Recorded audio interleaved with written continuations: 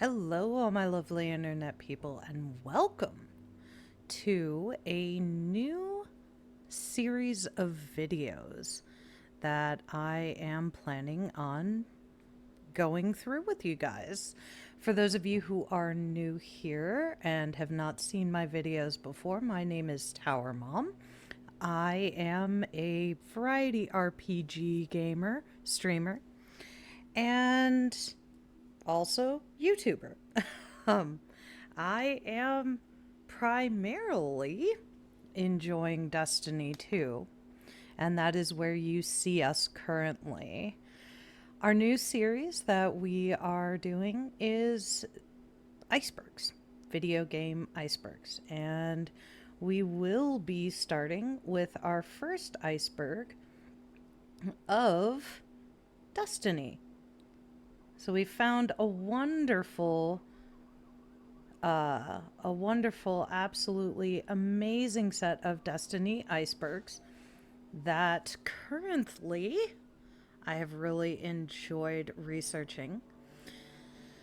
So the first iceberg that we are going to be working on is an iceberg by the Reddit user u/starcalledd.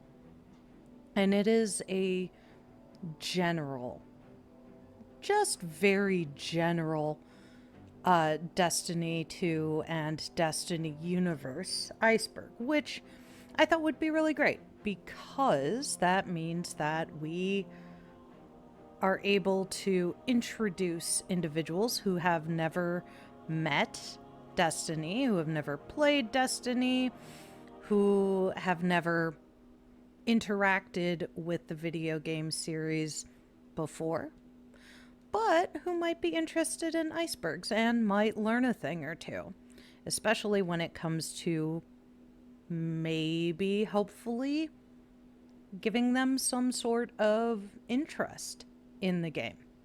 So, without further ado, this is the Destiny iceberg of u/starcalledd off of Reddit. First of all, before we really dive into things, for those who don't know what an iceberg is, an iceberg list of any subject is just that, an iceberg. So the closer you are to the top of the iceberg and up above the waves of the ocean, if you will, those are more commonly known things about a subject. The deeper you go, the more obscure and maybe less known things that you might find. Things that might be, in the case of Destiny, less canon and more conspiracy, which I love to do. As a lore individual, I love getting into good, deep talks about lore and about the game and gameplay and Bungie and all that fun kind of stuff. So we're going to be exploring some things I know very well, like the base level lore and maybe a few things that are a little bit more obscure, all the way to things that, well, some of you may know, but the majority of you definitely will not. So again, without further ado, let us get into it. Terraformed planets. This item is talking about the fact that the Traveler, when it entered our system, began changing planets and moons to be able to accommodate life of various sorts. Canonically, the Traveler terraformed Venus, Mars, and Io, possibly also Mercury. As of 2024, or the final shape, those are the only confirmed Traveler terraformed locations. However, humanity terraformed Neptune through the use of Siva nanites brought to said planet on the Exodus Indigo. According to lore, Io was the last location in our system that the Traveler terraformed.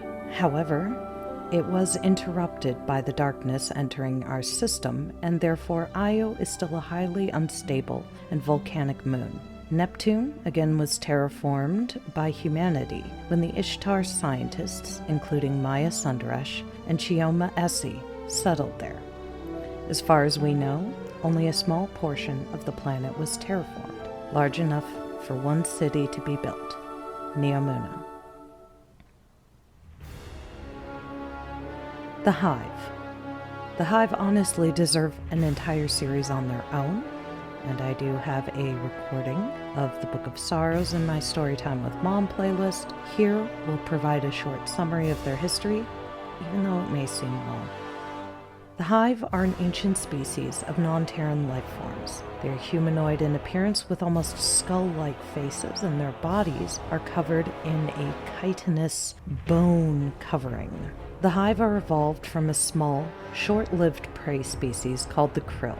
While we know them to be from a planet called Fundament, their original home planet is unknown, possibly lost to the winds of time, as our only knowledge of the Hive comes from the research of Eris Morn into the Book of Sorrows, an in-canon, ancient Hive tome possibly written and compiled by the Hive King Oryx.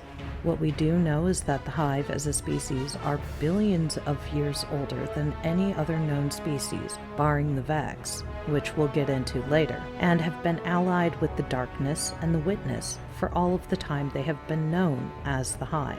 The Hive became what they are after 3 children of the Osmium King, known at the time as Orash, Sothona, and Shiro, found a ship under the oceans of Fundament. Near this ship was what we have come to know as hive worms, and they made a deal with these worms to extend their lives as long as they took in the children of the worms as parasites, and fed those parasites with death and suffering by fulfilling the nature of each child. Orash must always wander and explore new places. Sothona must always be cunning, and Shiro must always fight. After taking their vows to the worms, the children shed their morphs of youth and took on their adult morphs. Shiro taking the night morph and becoming Sivu Arath, Sothona taking the mother or wizard morph and becoming Savathun, and Orash shedding from female to male and taking the king morph to become Oryx. The stories of the Guardians' fights with the Hive are told in the in-game expansions The Dark Below from Destiny 1, as well as The Taken King from Destiny 1, The Witch Queen, and Season of the Witch during Lightfall with Destiny 2. Rasputin shot the Traveler. This is an in-game, lore-based conspiracy that is literally what it says on the tin. It was the belief that a Golden Age AI called Rasputin shot the Traveler to end the collapse, causing the Traveler to, in effect, die, or at least go inactive, until Season of Arrivals at the end of the Shadowkeep DLC. I say it is lore-based because there is lore of the survivors of the collapse gossiping over the centuries and simply stating their opinions that he was the only being able to stop the collapse. And for many years, the gaming community believed that as well. However, during Lightfall, it was confirmed to be false from lore that we discovered. This lore states that Rasputin did not in fact shoot the Traveler. He had protocols that would have destroyed the Traveler and was in the process of firing them up. However, a Cloud Strider from Neptune was able to destroy the submind in control of those protocols. The Darkness. The Darkness is the ephemeral force behind all quote-unquote evil in the Destiny universe. It is the penultimate force to which even the Witness bows. It is the cosmic opposite of the light, to which the Traveler is the emissary. However, as it is a cosmic force, the Darkness is just as essential to the Destiny universe as the light, for without both, there is no balance, and the universe would drop into chaos and entropy. The Darkness provides Guardians with the ability to control will through the use of Strand and Stasis, and can be used in conjunction with light abilities when a Guardian goes prismatic. However, it was thought for centuries that the light ability Void was from the Darkness, and the use of void was at one point banned. However, through the in-canon research of Ikora Ray, it was eventually determined that void is a light ability, and therefore unbanned. Paracausality. Paracausality is the ability to work outside the constraints of known physics. A paracausal being is one in which no longer holds onto life as we know it, i.e. a guardian or a hive light bearer. They can bend physics to their will with little to no harm to themselves and can control said physics to harm, or not, enemies or friends. Basically, paracausality, again, is anything outside of our known laws of physics. So if you can think it, it can happen. The Cabal. The Cabal are another of the non-human races that we encounter in Destiny universe. They are from a planet called Torobottle that was at one point attacked by the Hive in their drive to turn all species they could find to the darkness. While the Cabal as a species are not aligned to the darkness, they are a highly war-driven consortium of races. In their history, the group we know as the Cabal have absorbed at least one civilization, giving us the Cabal Scions, a species completely comprised of psychic individuals. The Cabal were the main antagonists of the Red War campaign, also known as D2 Vanilla by Destiny vets, which is the opening storyline of the Destiny 2 game. Before that time, they were more an annoyance on Mars, where they had been left to colonize as they wish. Currently, the Vanguard are in a tentative alliance with the Cabal Empress Kyotl, and Lord Saladin, the head of Iron Banner, is our emissary to the Cabal with the rank of Valis, which is similar to the highest level of General in today's military terms. Titan's colonies were made without the help of the Traveler. Titan, one of the moons of Saturn, is one of the locations that during the golden age of humanity was colonized by humans from Earth. However, it was not terraformed by the Traveler, as it is a fully ocean moon. Titan's surface is covered in a liquid methane ocean, and because of that, the human colonies were built to withstand the crushing forces of the pressure of the liquid methane depths, as well as the sub-zero temperatures on the surface.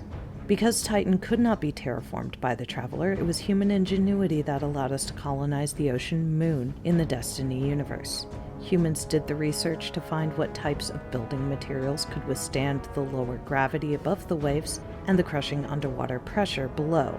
Not only that, it was human ingenuity that was integral in developing the power stations needed to make sure that every colony building could withstand the significantly sub-zero temps, as it is confirmed that Titan has an average surface temperature of negative 179.2 degrees Celsius, or, in freedom units, negative 290.5 degrees Fahrenheit. It is cold. The Light. The light is a cosmic force that for centuries in the Destiny universe provided the main source of Guardian's paracausality. The light is the opposite cosmic force of the darkness, as described previously, and governs memory. When a being is reborn in the light, they lose all memory of who they once were, so they may forge for themselves a new path. The light provides the most paracausal abilities commonly seen and used by Guardians and all light bearers. Solar, comprised of fire, arc, comprised of electricity, and void, the absence of light, or nothingness. It is a balance to the darkness, and as with the darkness, if the light is removed from the universe, then everything devolves into entropy. The Taken. The Taken are a bit of a mystery. We know from the Book of Sorrows that Oryx stole the ability to take from one of the ruling worms, Akka, whom he killed in order to get this ability. Since then, Oryx conquered and enslaved various species by taking them. The process of taking is a bit like devouring, as the taken individual is destroyed and then reformed on a molecular level. What is left is a shadowy figure, similar to what the being once was, but made completely of physical darkness. While Oryx can take, he ultimately cannot fully control the beings that he takes, as the Taken are, in effect, loyal to the darkness emissary, the Witness, only. We initially come into contact with Taken beings during the Taken King DLC of Destiny 1, where we see orcs taking Cabal soldiers that have colonized Phobos, one of Mars's moons. The Vex. The Vex are a silicon-based colony of life originally described in one of the lore books, the Book of Unveiling, which is an in-universe fictional story recounting the creation of the Destiny universe. They are, in effect, cleaners of the universe and work within the parameters of what is called the Flower Game, a game played by the originators known as the Gardener and the Winnower. Every time this game would end, a pattern would be produced, and the Vex eventually came from these patterns and colonized the early planets of the universe when the Gardener and Winnower created our universe. Our current understanding of the Vex has them quote-unquote discovered by Clovis Bray I on a planet called 2082 Volantis. However, as the Vex are primordial beings, they have been in our universe since its inception. The Vex are described as robotic beings with a central core filled with what has become known as Vex milk, a liquid actually called radiolaria that houses the actual silicon-based life forms that control each frame they inhabit. Each Vex frame we see is simply that, a frame that allows each colony of Vex it houses to be able to move around and interact with its surroundings, and each frame varies in description depending upon the rank of said colony within the consortium of the greater Vex. The Vex as a species seek to balance the universe, following the rules of the Flower Game as their operating system and primary programming. As such, any being wielding either light or dark is seen as a mathematical error, an aberration within the rules, and therefore must be destroyed. The Vex have been studying light bearers since our beginning, running billions of simulations within their digital network for hundreds of years to find a way to remove us from the game. But because we are paracausal, and the Vex cannot recreate anything outside of the laws of physics, they are yet to find a way to remove us. They have yet to find a way to balance the universal equation of light and dark. Personally, I view the Vex as a sort of cache clear, or even an antivirus. They are not inherently good nor evil. They simply are. They are the Roomba that sweeps up the dirt on your floor, making life more comfortable for you. They can be allies, as very few Vex frames will attack unless attacked first, and there have been instances of Vex frames even assisting us, the first of which was seen in the Oh Captain My Captain adventure on Nessus, where a Vexed Harpy showed us the remains of the captain of the Exodus Black, and thus helped us help Failsafe come to terms with the fact that her crew had passed away. We also have an ally in the Vex network in what remains of the Guardian Asher Mir, who was researching Vex when they captured him and experimented on him, removing one of his arms to replace with a Vex frame arm. He was eventually absorbed into the Vex consortium when the darkness enshrouded Io, killing him. But we later found out he entered into the Vex net when we were given the Vexcalibur exotic sword. The Elixni, also known as the Fallen. The Elixni are another species of non-human beings with whom we initially were enemies but later became allies. The Elixni are from a planet called Reese, where they evolved as a four-armed humanoid species described as reptilocrustacean. They have a deep, rich history that Guardians are still only learning. However, we have allies who are willing to teach us, Varix the Loyal and Ido of House Light. The Elixni were initially encountered during the Dark Age after the collapse of the Golden Age of humanity. They came to our planet following the Traveler, which they called the Great Machine, as they had been the species most recently previously touched by the bounty and technology of the Traveler, and wished to continue receiving the Traveler's blessings. Unfortunately, after their civilization was destroyed in their own version of a collapse, which they call the Whirlwind, the Traveler left them, and because of that, they lost access to the majority of the technology and benefit of the Traveler's light. After their collapse, they became spacefaring, building ketches to house their survivors, including the ruling houses. Sadly, many ketches became pirates, and there was much infighting.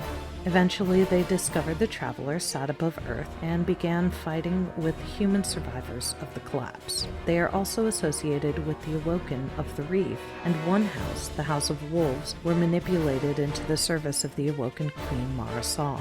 Currently, there is one allied Elixni house run by Mizrax, called House Light, and one enemy house known as House Salvation, ruled by Aramis.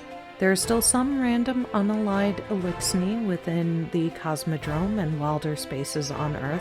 However, their numbers are steadily dwindling as House Light Elixni roam those wild spaces, hoping to convince unallied Elixni to their house. The majority of the other great houses, the most ancient ones, were disbanded when Saint 14 went on a crusade during the early Dark Ages, killing all known Kells, or leaders. The Traveler. The Traveler is the emissary of the light. It is a physical manifestation that the light uses to provide blessings to civilizations it comes into contact with. In the Destiny universe, the Traveler is initially found on Mars, in the process of terraforming the planet. Just like with the Elixni, humanity was uplifted by studying the Traveler. These studies allowed us to extend life by centuries from an average of 80 years in 2014 to over 300 years. We also discovered new forms of energy and eventually space travel. The object known as the Traveler was until recently a mystery, and many would still say it is, as we did not know how it originated, what was inside it, and what it actually is. During the Final Shape campaign, while we enter inside of the object, we are still studying the object, and new lore is unearthed every day.